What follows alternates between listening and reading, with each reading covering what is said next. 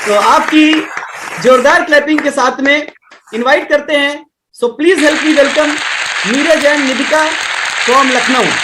मेरा नाम नीरज तिवारी है और बाई क्वालिफिकेशन में एमटेक हूँ पावर इलेक्ट्रॉनिक्स से, बीटेक हूँ इलेक्ट्रिकल इंजीनियरिंग से, एमबीए हूँ project management and operation research से। इतनी सारी क्वालिफिकेशन के बाद ऑब्वियसली कहीं ना कहीं मुझे जॉब करनी ही थी, क्योंकि पढ़ाई की थी। समाज में तो एक टैग लगा हुआ है ना कि आप अच्छे से पढ़ाई करोगे तो अच्छी जॉब मिलेगी। डेफिनेटली मुझे जॉब मिली और मैं एक मल्टीनेशनल कंपनी का स्टेट हेड हूं और 1 दशक से ज्यादा होगी नौकरी करते हुए। डेफिनेटली मेरे माइंड में तो एक चीज आ गया कि अब तो जबरदस्त पैकेज है, एक अच्छे पोस्ट पे आ गया हूं और डे बाय डे अब ग्रो ही करना है मुझे। डे बाय डे ग्रो करूंगा, सैलरी बढ़ती जाएगी। अब तो बस मैं तो राजा बन गया, साहब बन गया। एक जो गाना आता है ना कि साला मैं तो साहब बन गया, वो वाली मेंटेलिटी मेरे दिमाग में थी। लेकिन लास्ट 2 to 3 ईयर्स से जो अभी हालात चल रहे हैं, नॉट ओनली इंडिया, पूरे इंटायर वर्ल्ड की बात मैं करूं, वहां पे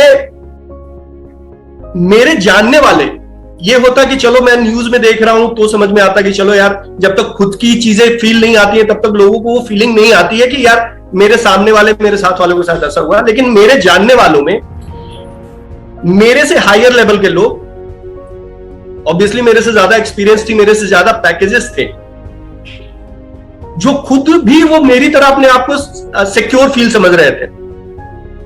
लास्ट 2 ईयर्स में मैंने देखा कुछ लोग लाइव ही नहीं है और कुछ लोग लाइव होते हुए भी लाइव नहीं है। ये सेकेंड वाला वर्ड का मतलब है कि जो उनकी फैमिली, वो जिस चीज पे काम करते थे वो सडनली वो जीरो हो गया। अब वो तो जीरो हो ही गए, उनके साथ उनके सर्वाइवल पूरी फैमिली जीरो हो गई। मेरे लिए इतना बड़ा सदमा था और ऐसे ऐसे काफी लोग मुझे मिले। और जब मैंने केपीएमजी का रिपोर्ट पढ़ा, क्योंकि मैं थोड़ा सा मैनेजमेंट का हूं तो मुझे ये सारी चीजें स्टडी करनी पड़ती है।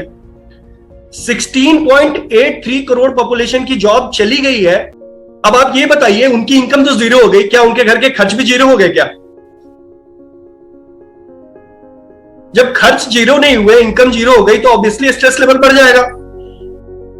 लेकिन जब मुझे इस डायरेक्ट सेलिंग के बारे में मेरी वाइफ ने मुझे शेयर किया कि यहां पे आपको करना क्या है, जब भैया ने एक चीज, जब आपको मैं बताऊं, विनम्र भैया हमारी वाइफ के सीनियर हैं और उन्होंने जस्ट मेरे को अपने घर इनविटेशन दिया था, क्योंकि हम लोग नए आए थे कॉलोनी में, तो भैया के यहाँ गए थे और हम लोगों से मुलाकात हुई एक फेस्टिवल के दौरान।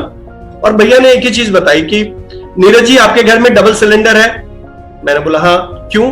गैस तो एक ही सिलेंडर पे खाना तो एक ही सिलेंडर पे बनता है, डबल रखने की क्या जरूरत थी? मैंने बोला भैया चैलेंजेस कौन इतना लेता है? ग्रेट। कार 4 चक्के से चलती है, आप सबको पता है, लेकिन 5वां चक्का स्टेफनी के रूप में हम क्यों रखते हैं? 4000 5000 mAh की बैटरी हाथ में लेके, फोन लेके हम लोग घूमते हैं। उसके अलावा एक पावर बैंक लेके घूमते हैं हम लोग। मेट्रो सिटी में लाइट नहीं कटती है, लेकिन इन्वर्टर हमारे घर में है।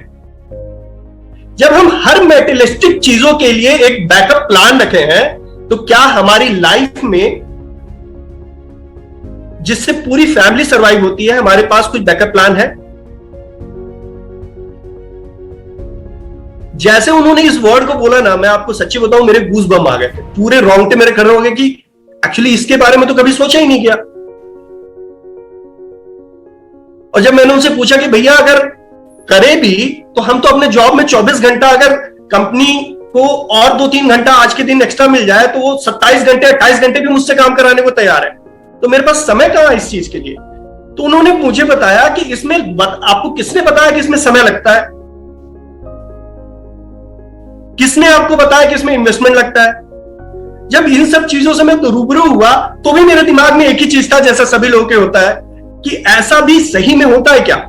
लेकिन मैं फिर से बोलूं, मैं थैंक यू बोलूंगा हमारे अपलाइन विनम्र भैया को और अपनी वाइफ को कि इन्होंने उस डिसीजन को बनाए रखा और ये खुद इनका डिसीजन था। इन्होंने बस मुझसे इन्होंने परमिशन लिया कि ठीक है हम करते हैं इसको और देखते हैं करके क्या होता है।